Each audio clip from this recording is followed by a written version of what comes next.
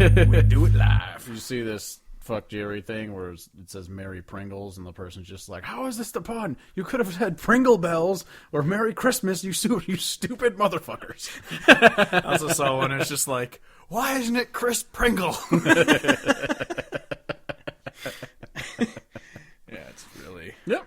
Really stupid. Anyway, hello, welcome to the Hodge Podcast, the official podcast at countryhodgepodge.com. I'm your host, Steve Hodge, and as always, joined by my co-host, cousin, and lover, Kevin Hodge. Oh, boy. How's it going? Kevin, did you get nominated for a Grammy this year? I have once again been snubbed from all musical categories. Hashtag boycott the Grammys. Yeah.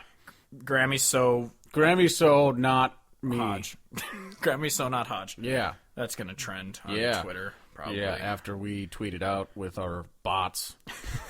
It's going to get... Which we have hundreds of thousands of. Yeah, get hundreds of thousands of click farm bots. All right, so if anyone doesn't go to our website, shame on you, but if you didn't, Kevin wrote an article talking about the country and Americana. Yeah, so basically... nominees. So the last 2 years, the Grammys have been the thing that I kind of like pointed to when the other... music awards deals came around, like CMAs or whatever. Well, because Sturgill's nominated for Album of the Year, not even Country Album. Exactly, and so was Stapleton. Oh, was he? Yeah, that's the other thing that I was that Traveler. That yeah, was, okay, yeah, and so the last 2 years when the shitty country music awards or whatever comes around and all like nonsense is nominated in every category, I'm like, how is it that the Grammys understand music better than you guys do? But now this year, none of them have any fucking clue what's going on. Yeah, so I mean, I was going to pull that up. When I looked at, because I read your article, I didn't look at the nominations. I saw that it's like 50-50. Like, it's 50 good and then 50 that's so the things that are good are the Americana type awards and like the roots, like best roots Brent performance. Cobb's one, isn't he? Yeah, and so like I don't have any problem with any of those that are there. I mean, there are other Americana people that I may have liked more during the year, but like I have no problem with the people that are nominated. Yeah. But the ones that I really wanted to point out and that I did in the article was so like the best country song portion. Wasn't it all good except like one? Well, it was the one two? song that was written by Taylor Swift and done by Little Big Town. Better Man. Yeah, like I don't honestly remember that one at all, so I don't really know. I think I said this before. If I remember right, it's decent. Yeah, it's and that's like and that's the thing. So like again, it might not be that one like that's not egregious and really pisses me off. It's just kind of like after this, because it all comes down to after this year of music that we've had, which has been tremendous. There's so many albums. Nothing's come out. There have been so many albums that have come out that are like, some of my favorites in not just this year and like in a long time. Like I know I've said a bunch of times on this podcast and then to you outside of this podcast how much I listened to Tyler Childers' Purgatory album. Yeah. It was a lot. Yeah. That album was amazing. In my head, I mean, I think this all boils down to, in my head, because of the fact that it was produced by Sturgill, my brain was telling me, this is going to get nominated because it was produced by Sturgill, it was amazing, like, that's what the Grammys would do, is bring this one up and, like, put it on a pedestal, like, we still have, and so, the rest of the nominations, for country album, don't, like, I mean... I never listened to Kenny Chesney's album. There was literally one good song on it. I think it was the first track, and it was like a good upbeat song. Like it was a good summer song, and it was an actual country song. It wasn't because I don't remember what the lead single was. I don't know. Well, I did listen to the Lady Antebellum album, and I thought it sucked. Yeah. Little Big Town, I didn't listen to their album. Yeah. I mean, it could be anywhere, but whatever. And then the fucking one that is just a slap in the face to everyone ever is that Thomas Rhett's album got nominated. Yeah, I did see because even if you were a person who was saying, pop country music is good and fine or whatever, that album still sucked. Yeah. Like that wasn't even a good pop album. Like it was just shitty. The review of that album is still one of our most viewed articles on the website. Because if you listen to the dubstep song, like, or the EDM song, like, you can't listen to that and not tell me it's not an EDM song. Yeah. And when there's legitimate EDM categories I'm pretty sure there's EDM categories in the Grammys, or at least something close to that. Yeah. Well, there's the pop people that take over the main. That album getting nominated over, so Isabel's album was nominated in the Americana category, which is solid. And so I guess if John Moreland's was going to get nominated, it should go in that category. But, Tyler Childers' album was amazing. Turnpike's album was amazing. We've reviewed, and you've reviewed a bunch of albums throughout the year that have been amazing by, lesser known artists that probably wouldn't get nominated, but still, like, they're really fucking good. And the fact that Thomas Rhett's album, which is a shitty pop album, that getting nominated for a fucking Grammy is just, like, that now gets to be said. Like, they get to have that fucking album. The Grammy-nominated album. Like, they get to have that out there. And I don't know if he's been nominated for a Grammy before, but now he also gets to say Grammy-nominated Thomas Rhett. Like, that's the world we now fucking live in. Did you watch the halftime show that he performed? No. And it was fucking terrible? No. My dad's only comment was, has he always been shitty, or did he used to make good music? And I told him he's made 3 good songs. And I was just like, mostly just shitty. Yeah. But so Stapleton's album was nominated also for Best Country Album, and so if he wins, so basically this is what it boils down to. If Tin Man wins for song and Stapleton's album wins for album, I'll just call it a wash. And I'll be like, all right, you had a bunch of shitty nominations, but the best available things did win. Yeah, and the one, like, the scary thing about it is, well, I mean, Sturgill did win, so I can give him a little bit benefit of the doubt, but, like, Body Like a Back Road walked away empty-handed from the CMAs, as it should have. Oh, it's going to 100% win. When it's Grammys, when it's all genres, they don't think of, it's not country music, it's all music, and then when they hear that pop song, like, oh, that's a good song, because they're not thinking country, they're thinking music. And so it's scary to think that might win, but at the same time, Sturgill did win.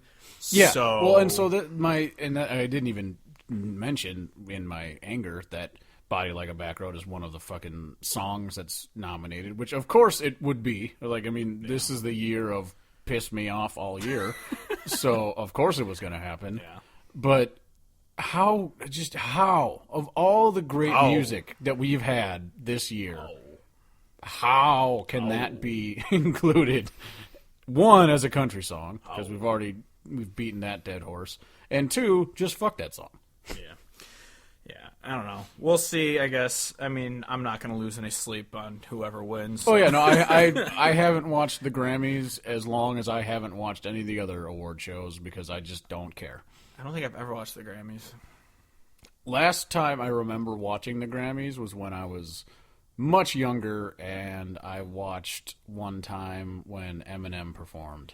Oh, I lied. I watched the Grammys, I think it was the Grammys, the year that my buddy's brother played fiddle or violin in an orchestra Texas? In the band. He played with the Foo Fighters on stage. Oh, nice. And I think that was the Grammys because we all got together at his house to watch it, and it was sweet. Yeah, I mean, to me, the Grammys are just a pop awards deal because when you look at the nominations for the overall categories, it's the same fucking people every year. It's like the Beyonce, Kanye West, Katy Perry, Taylor Swift, all that same shit is always nominated for the big awards, and they're always the ones that win it. Yeah. I feel like I remember, like, 5-10 years ago or something, the Black Keys won it, like, album of the year or something, and I remember all these people were, like, flipping out, like, how could this album beat Beyonce or something like that? I'm just like, Queen Bee, baby. You legitimately can't, like, recognize, like,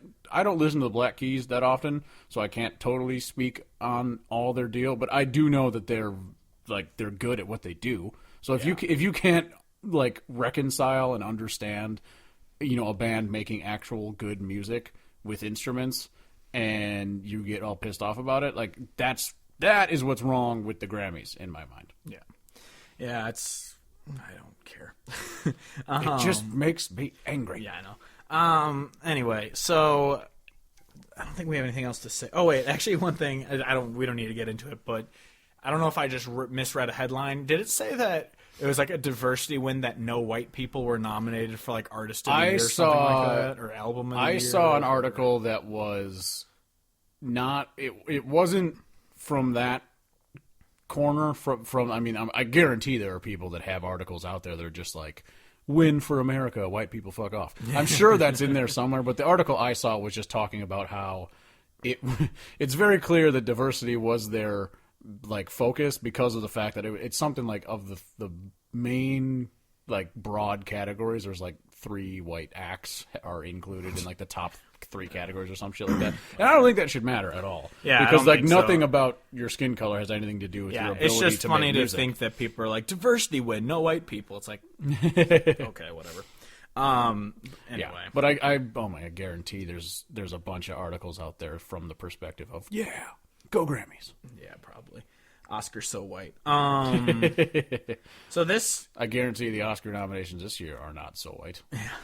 So this week we I guess we didn't say at the top of the show, we had a week off because of Thanksgiving. Oh yeah, and, I was in Georgia for several days because my sister got her PhD, so she's super smart. Yeah, and she's Dr. Hodge. Yes. Or Dr. Hansen. Hodge Hansen. Hodge Hansen. There's a hyphen. So my sister and my brother-in-law are both doctors, so they are winning at life. And I'm poor. And so, yeah, they're better than me. Instead of going to med school, I decided to drink myself into a coma every weekend in college. So, Hey, I only did that one time. Who's the true winner here? Who really wins? We have a podcast. But yeah, so anyway, I hope if anyone does listen, they weren't like, where the hell are they? We took the week off because holidays.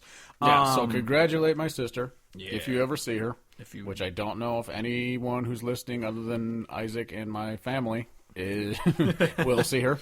Yeah. But yeah, so this week we wanted to talk about Blake Shelton because obviously we like talking about artists that we really like, and Blake Shelton used to be an artist that we really liked. Yeah, I always felt back in the day, like back around when like Some Beach came out, and I didn't realize that was actually off an earlier album, but kind of in that those couple albums range, his first several. I wasn't like a crazy fan, never seen him live. Not he's one that I wouldn't, binge on end. Yeah. But there was a good handful of songs that I liked a lot, and so I would jam them. I remember when Red River Blue came out. I feel like I listened to that album pretty good amount. I was actually going to say that the other day. You said Blake Shelton's kind of like a Chris Young, where he used to be great and now he's just kind of bland or bad. And I was actually thinking about that because Red River Blue and Neon by Chris Young came out the same day. And because I remember flipping between those CDs all the time. I was going to say, I feel like I remember that too. Because I loved those 2 CDs. Because that was back when we had to buy CDs. Yeah, that was 2011. Because I remember I also bought on the bonus or deluxe edition or whatever of Red River Blue, he had Addicted, which I believe is a Conway Twitty song. I believe. I could be wrong. I'm going to look it up because I feel like I should know this. No, it's by Dan Seals. Okay, well. I was wrong. I just knew it was an old, because it came out in '88. Yeah, it was an old country song. So I knew it was, Yep. Anyway, so he had that, and I loved that song, and I loved that whole CD. And then I was looking at his discography before we started recording. That was the last CD by him that I liked. Yeah, no, seriously, and that's why it's weird to think about these artists, like an artist like a Blake Shelton, right now, like in 2017, because the first things that come to my brain are all of the shit that bugs me, like his music not being as good, the voice shit, because like all of that stuff to me just I don't know how the timeline actually goes, but my brain tells me, which could be completely wrong, that it was like he went on The Voice and then he started selling out because he started reaching a larger audience, and so in order to reach the audience that would be seeing him on TV, he's like, I'm also going to put out shitty pop music. It came out a month after it came out the same year as Red River Blue. So The Voice? Yeah. Okay, so yeah, so it was literally, he had one final good CD, then he started becoming like mainstream popular for non-music related reasons. Yeah, well, and like there's nothing wrong with doing that. I don't know if that was the same year, but he also did the remake of Footloose for the new movie. I never saw it. Yeah, I never saw it either. I never seen the original. I just knew that he was. He sang it because he sang it at one of his concerts. When I saw him, he sang Footloose, and everyone's like going crazy. I was just like, I didn't know this was a. Yeah, no, because because there's nothing wrong with becoming commercially successful for non-musical reasons. Go do whatever. If they invited me to judge The Voice, fuck yeah, I'd do it. Yeah. But you'd never be like, who are you and why are you judging? Why do you can't sing? Why are you here? But in my brain, it basically says to me though that your focus of what your music's going to be like is going to change because logically to make as much money as possible, he's making shitty pop music to reach to the audiences of people who watch The Voice, and so he gets more and more popular that way rather than trying to be like a traditional sounding guy, which is annoying because then he gets to be the quote-unquote country guy on that show, and then he's just not making good country music anymore. I'm like, God damn it, now everyone who doesn't know country music is now like, oh, that must be country music. Yeah, so that album that came out the same year The Voice premiered, not only was it his first #1 country album, it was his first Billboard #1 album. So to say that The Voice helped him is an understatement. Oh, yeah, exactly. It went 2 times platinum. He had other CDs that went platinum, but that went 2 times platinum, which is his first. It sold 1.2 million copies. Yeah, because I want to say that when that happened, like when he went on The Voice, most people didn't know who he was. No, because I remember they even made a commercial where, like, I think his guy won the first year or something, and he was singing on stage in a commercial, and someone's just like, he's like, oh, yeah, he was Team Blake. He goes, oh, that cowboy guy? And she's talking to Blake Shelton when she said that. And it was a commercial where they made fun of because no one knew who he was. I was going to say, because I feel like he wasn't, like, popular at all with, like, the most people, not in the way that, like, people would recognize, like, a Garth Brooks or whatever. Yeah, and because I also remember they also had, like, an ad for it and something, and everyone's like, oh, my God, it's Adam Levine, CeeLo Green, Christina Aguilera, and some other guy. I'm like, Blake Shelton, that's the only guy I do know out of that group. Like, so people, didn't know really who he was, and that blew him up, and, it's just a shame that, the one thing I will say is most of his music since The Voice, it's still country. It's just really bad. Yeah, because there's a lot of it that is country and then just has like the shitty hip hop drum beat behind it. It's like that bad song from I think If I'm Honest, where it's like doing it to country songs with the Oak Ridge Boys. Well, the thing I think of is the song "Boys Round Here." Oh God, that song is exactly what all of the other shitty songs sound like to me. Where it's got like a country sounding guitar riff, but then they like pop it up and add a shitty guitar beat, and then have him like talk sing during half of it, and then he sings during the chorus. I'm like, why would you do that? Yeah, like, oh God, that was so. Was that the one where it's like raid, yes. Nick? There was just the background that red neck. So bad. The only song from that CD, that one was from Based on a True Story, that I like and I do listen to, and it's on my Feel Good playlist, is I Still Got a Finger. And it's just like talking about how he's really sore from work, and the boss is like, you're working overtime. He goes, yeah, well, I still got a finger that works, and he flips him off and leaves work. Like, so I do enjoy that song because it's a very Blake Shelton song. It's a very Some Beach, Playboys of the Southwestern World. It's a very Blake Shelton song in that sense, and I do, and also he had a cover of Granddaddy's Gun, even though Aaron Lewis's is way better. Oh yeah. But yeah, so like Based on a True Story was one where I listened to like half of it and I was like, it's all right, but then it also had raid. Yeah, it's just like, why? Yeah, and then Bringing Back the Sunshine. I listened to it because I was still in the mindset of, oh, Blake Shelton can still redeem himself. He's not terrible yet. He had a misstep, but who doesn't have a misstep in their career? And then I listened to it, and there's like 2 songs on that CD I like too, where he has Lonely Tonight with Ashley Monroe and I Need My Girl, which I think are both decent ones.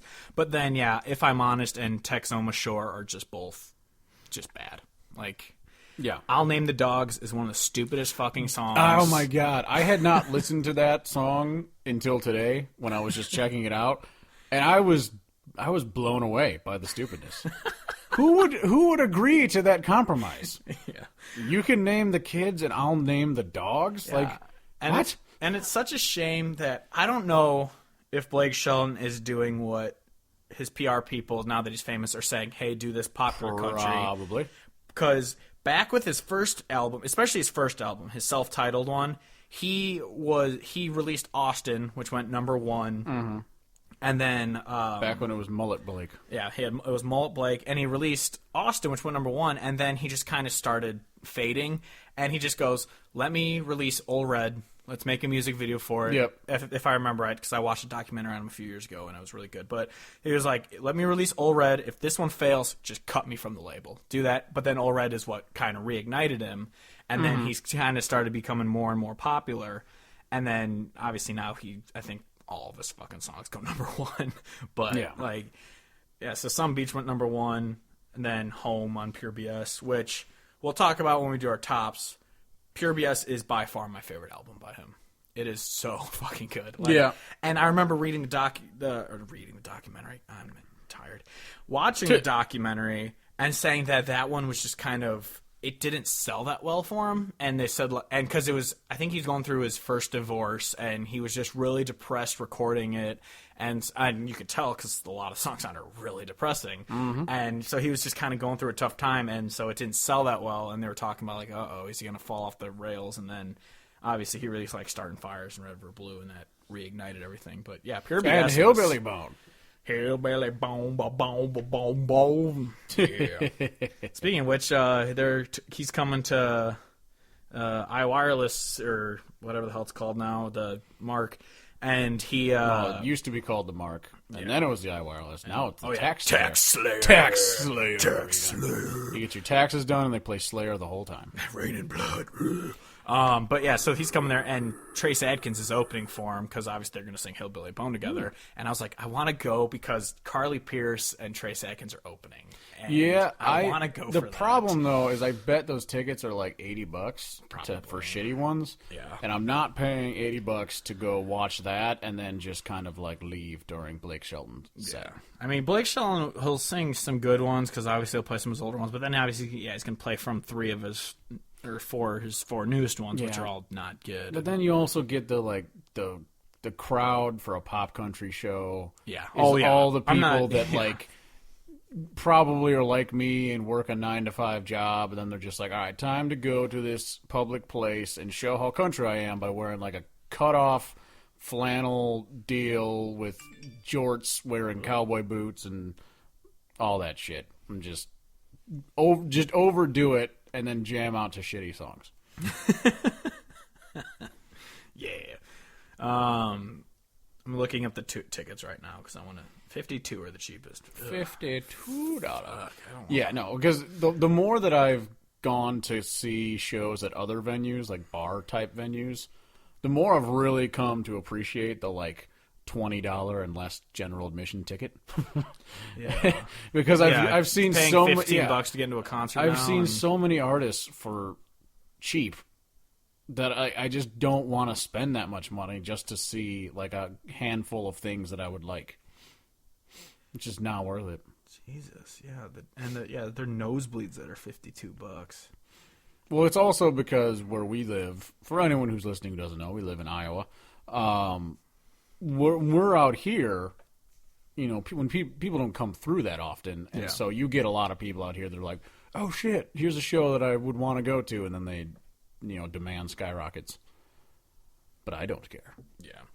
But, yeah, it just sucks because Carly Pearce and Trace Adkins are opening. Brett Eldredge is the other one who has a couple that I don't mind, but he's mostly whatever. Yeah. And it's just, not worth $50 because Carly Pearce and Trace Adkins are two bucket list artists. I wanted to see Trace for years, and I haven't gotten to see him yet, and that sucks. But anyway, do you want to get into the top part? We can do that. All right. As soon as I find it. Oh, Lordy, Kevin. Found it. Yeah. All right. Do it. Number 5. Number 5. Over. So tell me what I gotta do to win you over. You'll never have to wonder if you need another. You'll never have to wonder if I understand. And every time you reach for me, you'll find a hand out. Oh. could. That's from Red River Blue, right? It's from something. Good start. I do not know. I know what you're talking about, but I can't think of the song. It's all about the whole deal in the chorus is what do I have to do to win you over, and so it's just all of the lines and the chorus and all of it. It's all about he's talking to a girl and basically saying like, you know, I would do anything to win you over, to make you mine, and so then the chorus is like, tell me what I got to do to win you over. Something like you'll never have to find another, something like that. Yeah. But yeah, all about just trying to win a girl over. Yeah, I haven't heard that one in a while, actually. I'll need to listen to that one again. Well, I'll listen to it when I get them to put into this thing. But yeah, my number 5 is Goodbye Time. How can you walk away? Don't I matter anymore?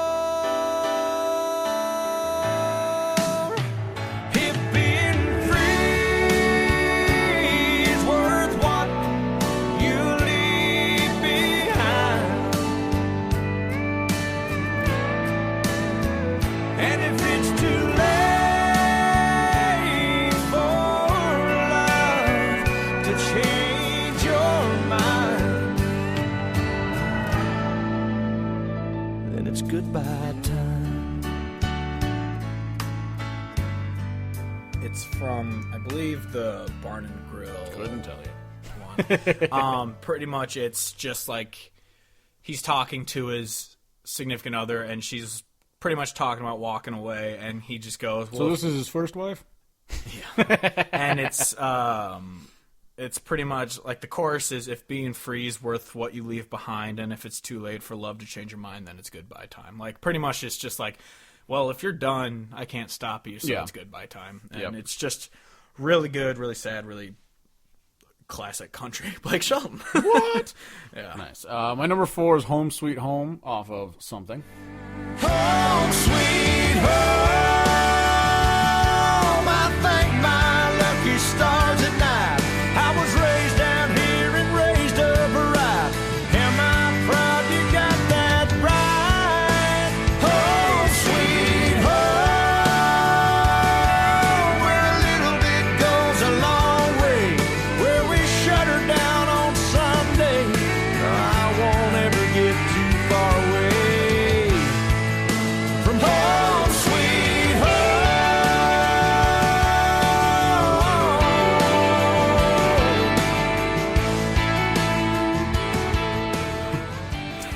Couldn't tell you what any of these are off of. I know I should be able to. Can't do it. Zero idea. No clue. We're so bad at this. I can't. There's a lot of artists that, you know, that I would know, but he's got a lot of albums. I'm trying to find it. Home sweet home. I can't find it. It's on one of the. It's on one of the CDs. It's one of the earlier ones, I'm pretty sure. It's from Startin' Fires. Startin' Fires. It's written by Red Akins. Finishing Fires. Basically, it's all about just kind of going home, and it's kind of got some of your laundry list type song, you know, lyrics about when you're at home. Well, and it is my written by Red hometown. Akins. Yeah, so I mean, it's kind of got that feel, but it's all about, you know, your hometown and coming home and things you love about being at home and where you grew up. I thought, is it a cover of? It is definitely a Motley Crue cover. Okay, it's good to know. Oh wow, Justin Moore's. I do like Justin Moore's cover of that song. Yeah, it's not bad. I'm looking at his Startin' Fire CD. His song called "Never Lovin' You." I don't know if I know that one. Written by Kendall Marvel and Chris Stapleton. And Chris Stapleton. Yep. I did not know that. That's awesome. That one's a pretty good one. Yeah, I don't. That's the one where he says, I can't ever imagine a world where I'm never loving you," or something like that. It's a pretty good one. I like it. All right. My number 4 is the last country song. Yeah, he said, this land was our land, but Lord, now it's their land, and we're still here, but not for long. So let's raise a cold one and play all the old ones till we sung the last country song. There's 300 acres which features good old George Jones. R.I.P. in peace. R.I.P. in peace. And I think it also features John Anderson. Yeah. Ooh, yeah. It's just this. I like John Anderson a lot. He's one of those dudes that I will randomly just really get into because Straight Tequila Night. Well, oh yeah, but if you can't jam to Seminole Wind, like you just don't have any taste at all because that song is so good. Yeah, but that song, it was written by Blake Shelton.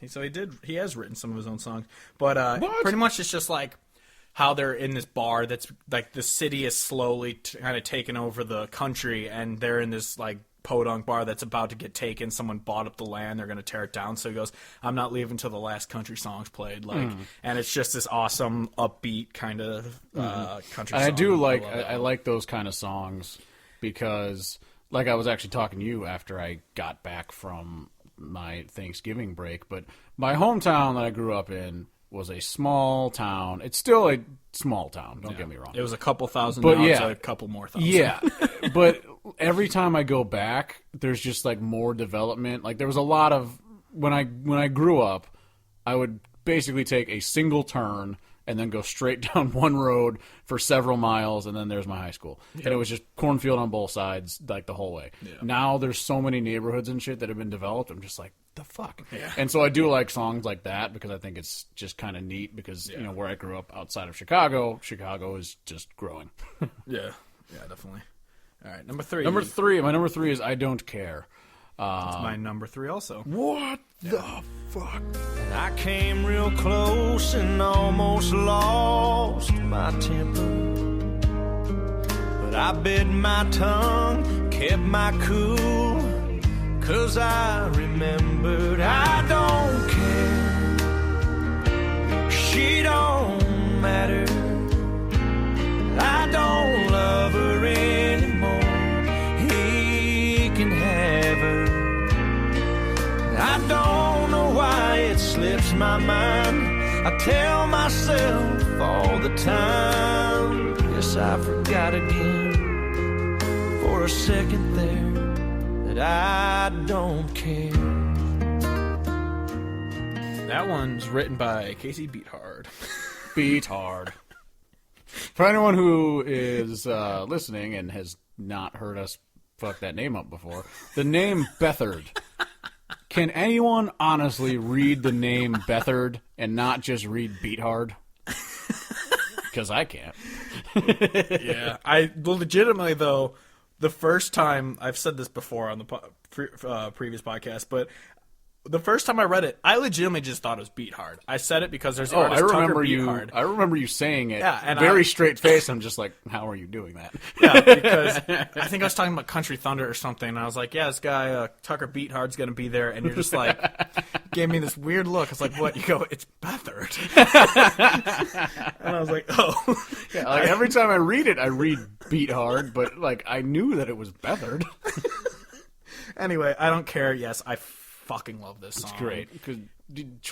The whole deal where he's telling himself that he doesn't care. I saw her out, or I've heard that she's out with this other guy, but I don't care because I'm over her. And I drove by her house. His truck was still in the driveway, but I don't care. I'm over her. And then he gets home to a message on his answering machine to her saying, my brother's been in town, but I miss you and I want you to come over. And he goes, I do care. And he like breaks down the last chorus. I do care. She's my everything. Yeah. All that stuff. And it's amazing. So, yeah, that is one of the ones that, I mean, I've been listening to it since when this album came out, 2007. I've been listening to it pretty much since. I didn't really start listening to country a lot until 2008, so it was a year after. But yeah, that one was one I've been listening to for a long time. Yeah. All right, number 2 then. Yeah. My number 2 and my number 1, the songs are very similar. But my number 2 is She Wouldn't Be Gone. If I hadn't been so stubborn, been so selfish, thought about her more, thought about me less, joked to make her laugh, held her when she cried, a little more of that, maybe I wouldn't be driving like hell, flying like crazy down the highway, calling everyone we know, stopping any place she might be, going any place she might go.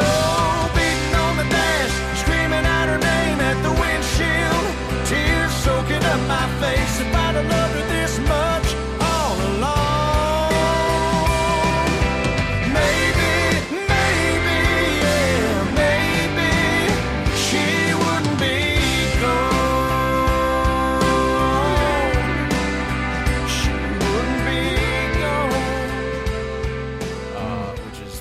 basically From Starting Fires. yeah, I do know that one. He's like lamenting. Basically, if he would have done all the this, that, and the other thing, then maybe she wouldn't be gone. And yeah. I mean, that basically sums it up. Yeah. I was trying to think of a follow-up thing, but I should have taken more time to pay attention to her. I should have brought her home flowers. I should have done this and that, and maybe she wouldn't be gone. And then it's like I'm flying down the highway trying to find her. I'm asking her family and friends where she is, and they aren't telling me. And all it's just she's gone. She's out of my life and whatnot. From that same album, another one I actually is written by Blake Shelton and Dean Dillon. Here I Am. To be honest, I was far from over a broken heart. You were the furthest thing from my mind.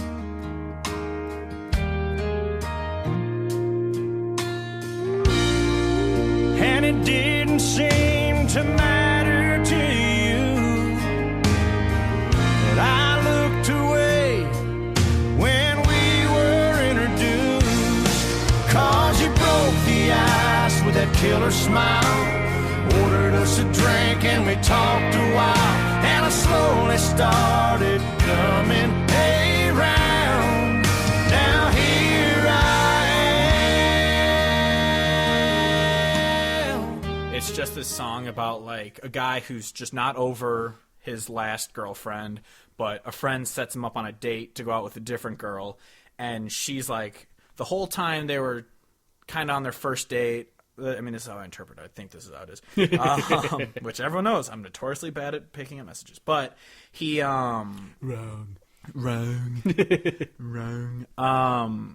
But pretty much he's out on this date, and he's just kind of not paying attention to the girl, but she's, trying to interact with him and kind of bring him in. And he's just kind of...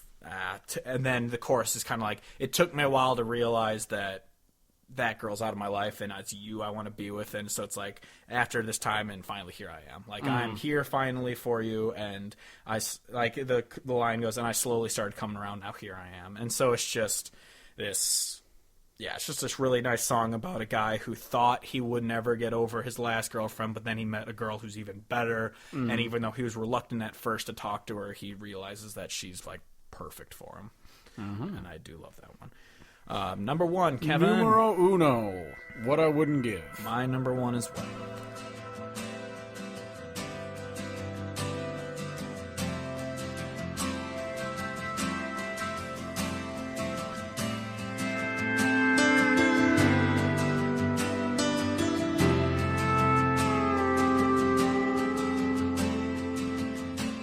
Leave the radio on just to hear a voice other than mine. 'Cause I can't bear to hear the cold truth running through my mind. 'Cause everything I did wrong just keeps haunting me. It won't let me be. Lying here without you, girl, I'm starting to see why you gave up on me. What I wouldn't give just to go back when you were in my life. I'd do it right this time.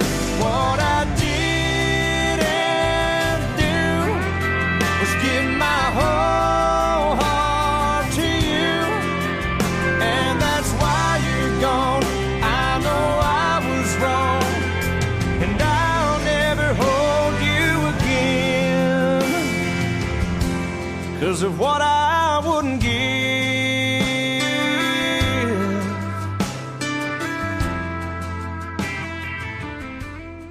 Yes, this song is, well, obviously, I was gonna quote the obvious and say this is my favorite song by because it is. Yeah, Really?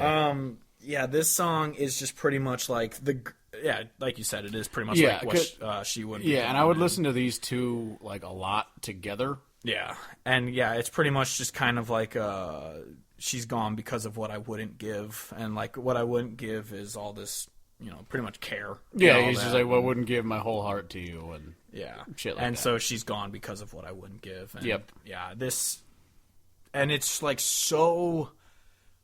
I mean, we overuse this word, but it's like hauntingly because it's just this. We gotta get it's a just thesaurus, it's so we can use know. different words. It's terrifying. No, it's just this. Spoopy. It's this nice song of it's just an acoustic guitar and a piano, pretty much, are like the two main instruments in it. So it's a very calm song, and it's just sang so emotionally. And I believe that one's also from Pure Couldn't BS. tell ya. Yeah, it's from Pure BS also, which again is another one. It was written by Charlie Brown.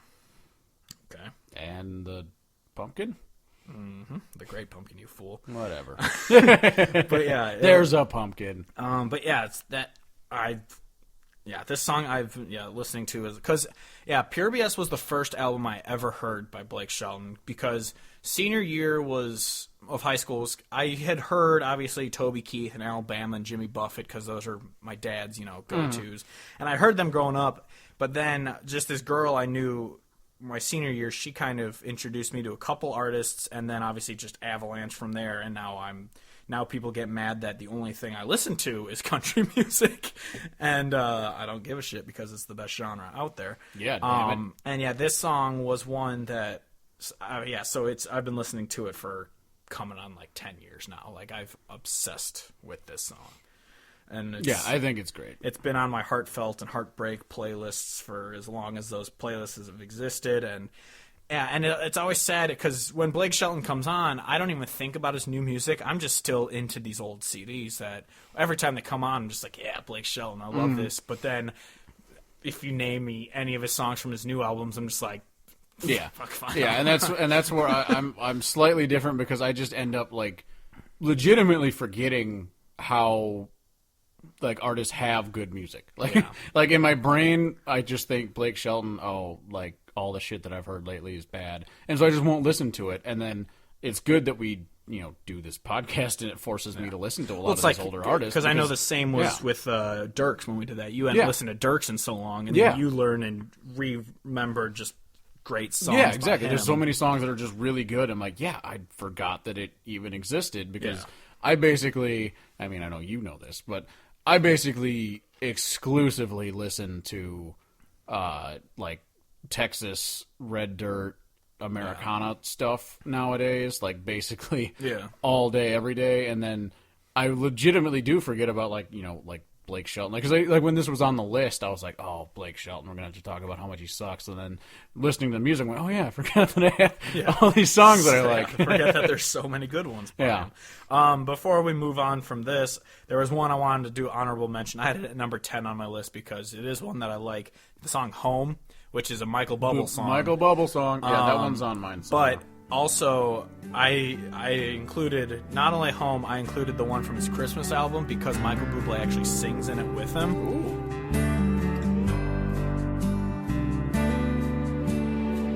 Another Christmas day will come and go away, and I've got so far to go, but I want to go home.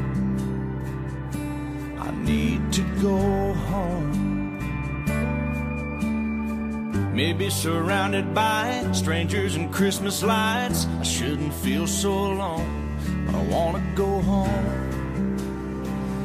God, I miss you, you know. I can close my eyes and see the angel on the tree, a blanket of snow outside, and all my friends and family. And though I know that you're no further than a call away, I need to see your face. A call could never be the same. Another Christmas day will come and go away, and he's way better at singing because his voice is immaculate. No homo. I love Michael Bublé's voice. He's not fair. Yeah, he's amazing at singing. But no, it's like him and on Josh the Christmas Groban. album. It's pretty much the same song. It's just there's a little kind of like those like church bells in the background, and then instead of like a lonely summer day or whatever he says on Christmas Day, and that's pretty much the only difference. Is it's pretty much the same song, but there's like the Christmas bells, and he says Christmas instead of summer or whatever he says in the song. And so this Michael Bublé's in it. This is your way of trying to get me all riled up on Christmas music. Yeah, because Christmas music is great, Kevin. We're gonna do an episode. We got another fight on Twitter. I'll do the 95% of our fights are just why don't you like Christmas music? But I was gonna say closer to Christmas we're gonna do an episode where we're gonna talk about Christmas. You can talk about how you hate that all the CDs come out, but I'm gonna do a top 10 original Christmas songs. All I'm saying is if everybody got together and agreed that we're gonna have like 100 artists all record their own version of Lee Greenwood's God Bless the USA, and that's all we're going to listen to on 4th of July, every 4th of July, until the end of time. But we listen to that one, and we just listen to that one over and over again, and it's way overplayed. Hey, well, but if sometimes everyone people did don't want that to listen song, to Bing Crosby. if you had literally hundreds of renditions of that song, and as soon as June started, everyone's like, "It's Lee Greenwood time! Here we fucking go!" Well, this year, everyone would be like, "Okay, fuck this! I am so over this song. Why does Jingle Bells get the fucking pass?" I don't know. I don't care. It's whatever. This year on the 4th of July, I just posted an article that said Happy Lee Greenwood Appreciation Day because that's like the only day that song gets played anymore. And then everybody in America just like sends Lee Greenwood like $100,000 in royalty checks. Pretty much. Just propping him up for the rest of his life. He probably just makes a couple mil every 4th of July. Honestly, that would be the perfect life. Yeah, that's all I want. Give me one song that becomes synonymous with something. It's like how probably every Christmas Mariah Carey probably brings in a bunch of "All I Want for Christmas Is You." She probably rakes in millions every year just from that song. Because that's everyone's go-to. No one gives a shit that she just lip syncs during all of her live performances. Yeah, who cares? Anyway, do you have anything else about Blake? It's a travesty that he won Sexiest Man of the Year. Oh yeah, we didn't mention that. We talked about that last week or the week before. Yeah, whenever that got announced. And it's weird. Yeah, my favorite rebuttals were the ones that said he's not even the sexiest man on The Voice, or he's not even the sexiest man in country, and then showed all the other people that are in country. Or the one that made me laugh. It's just like, there's seriously someone who looked at Jason Mamoa standing waist deep in water shirtless and said, "You know what? Blake Shelton's the sexiest man alive." He's the sexiest man walking this planet. I mean, no offense, Blake. I know you're not listening. He's a very handsome man, and I know that was always one of the things that people always said is that he was a good-looking dude in country. I do remember that discussion all the time. It's not a slight, but at the same time, like, we got to realize what we're doing here. Even though he downgraded on girlfriends/wives because Miranda Lambert is the... Was his first wife a famous person? I think she was like his manager. Oh, okay. Because I was going to say, I don't remember what her name was or she wasn't a singer. Okay. Or anything. And Miranda Lambert makes really good music now. Miranda Lambert his third? I think second. I don't know. I don't remember. Shit, that does not matter to me. But yeah, I don't really care. That's why we also quit on like the bios of people on this because one, we get everything wrong, and two, it doesn't matter. We just want to talk about their music. But anyway, Speaking of music, this week the only one I've written down that's coming out is Chris Stapleton's From A Room Volume 2. Yes. Which I'm very excited for, obviously, because Chris Stapleton is titties. Yes. Oh, next week after that, we got some good ones coming out, Kevin. Just getting there. I never know what's coming out because I don't pay attention, so I actually legitimately have no idea whenever this segment comes up. What do we listen to? What are we watching? Who are we doing? What's going on? I stopped listening to a podcast today because the amount of I can take. So now you only have 27 more. 32. Okay. But actually, I think I unsubscribed to a few more. But I can take opposing views politically and all this, but when people are so hypocritical that it's just you can't say that's offensive and then say offensive things about people who believe different things than them. It's just you don't see the hypocrisy in this. And Nope. Seems fine to me. When she said the quote, anyone gives a shit. It's my favorite murder that I stopped listening to. And I like the podcast where they talked about the true crime, but They're talking about murder? The half hour, And they're worried about microaggressions? Yeah, pretty much. And I mean that's one of the critiques against their podcast is that they're two like quote unquote comedians who just joke about people being murdered, and it's kind of weird. But that does seem odd. Yeah, I like true crime podcasts, but yeah, that because I didn't mind hearing the stuff about that. But when she said, and I sent you the quote, when she said, "I stopped wearing this dress because it has like Chinese ancestry to it, and I don't want to get called out for cultural appropriation," I was just like, I'm done. How is wearing clothes that has something to do with another? Think of all the people with Chinese letter tattoos were appropriating all over. Yeah, and it's all the people who say like they get offended that like people are culturally appropriating like Japanese and Chinese culture, and then they've asked actual Japanese and Chinese people, and they're like, I like it. You guys are talking about our culture. That's awesome.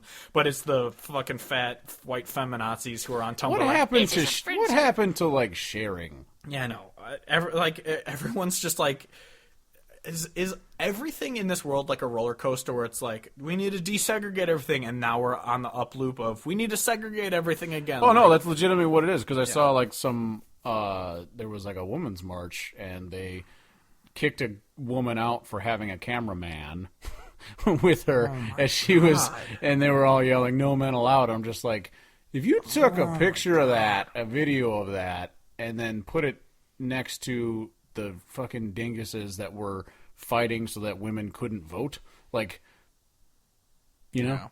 Yeah. Well, I remember. Well, anyway, not to get super political. I was listening to today. I listened to a lot of Ira Wolf and Kate Rhudy. So shout out Jake if you're listening for texting me about her, because she's really good. Ira Wolf, if you want to read her review the review on her album that I put up, it was a couple months ago. Her album is amazing. Ira Wolf. Yeah, again. It's called The Closest Thing to Home, and the album is fucking amazing. It's just so good. The lead single, right? I don't even know how does it work if it's not on the radio. It's still singles. I don't know. She had Sunscreen. Sunscreen was the single, and it's just a great song. She's got a great voice. It's so good. Really dig it. Yeah. So yeah, I was listening to that a lot today. But before that, lots of the same.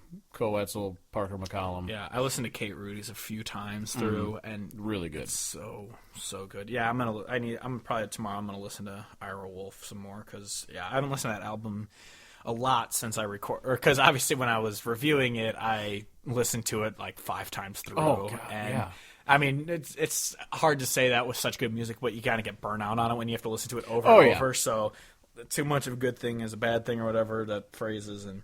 Yeah, so I took a break, but I need to listen to it again because, that CD's phenomenal. Yeah. But yeah, so that's it for this week. So we can find us at countryhodgepodge.com, Instagram, Facebook, Twitter at Country Hodgepodge. You can get on Spotify. We have the Hodgepodgecast picks, which every week I upload what songs we talk about on the podcast, and you can listen to them, and it's fun and cool and whatever. And then Kevin has Kevin's Picks of the Week. Where every Monday he uploads 10 artists or more that you just should be listening to. Yeah, just stuff that I've been jamming out to. I saw you've gotten a couple more subscribers on it, which is up sweet. to 7. Yeah, which is 7 more than we ever expect. And so, it's all. I basically just put whatever I feel like on there, but I promise to you it won't be shitty. Yeah, I'm subscribed. I listen to it. It's always good music. Except for that one time he just had 10 Sam Hunt songs. It was weird. I don't know why I did it. It was April Fool's. That's what I'll do on April Fool's week. Yeah, if you want, you could buy. Oh, speaking of which, I need to take that Sam Hunt shirt off the. Yeah. Thing. What the fuck? So I designed a shirt. It says Sam Hunt sucks, and so it says in bold letters Sam Hunt, and then in faded letters sucks. But apparently the opacity was too much that sucks didn't print. So Kevin got a shirt. I just have a shirt that says Sam Hunt, and then the Country Hodgepodge logo. So I hate everything. I need to take it down But so now in retrospect, so please don't buy that shirt. Yeah. So in retrospect, my original desire to legitimately get a shirt that just said "Sam Hunt sucks" in all bold letters would have been better. I'll redesign it. But yeah, I legitimately own a shirt that just says Sam Hunt on it now, and I'm very upset. It's just a permanent mark. He's gonna write sucks. But Either anyway, sucks or just like fuck this guy with an arrow. Yeah, there's a link to the shop on our website if you want to look at any of those shirts. Get them on stickers or hoodies or laptop cases or whatever the hell they sell. You can find me on Facebook at Steve Hodge Music, and on Twitter now I am at CHP_Clifftron, which is a nickname I had back in the day, and I'm being a loser and kind of going big cat. But Kevin is on Twitter and Instagram at CHP_Charch. Please rate and review the podcast. It helps us. We've gotten a couple more reviews, and now we have an official rating on iTunes, which is cool. Thank you, everyone. Yeah, because I think you needed 5 or something before you actually show up officially on the store. And so now we are in business. So if you keep helping us, that's awesome. We can get out there. We can maybe one day get past Whiskey Riff and Wheeler Walker. Because our podcast came first, so we're better. Thank you. But yeah, if you feel like it, just tweet at us and shit. We're on there. Yeah, tweeters, twatters. Anyway, so that's it for this week. So next week we're going to be talking about Sam Hunt. So stay tuned. So until next week, just a big airy fart. I'm Steve Hodge, as always, joined by Kevin Hodge saying goodbye, good night, and good show.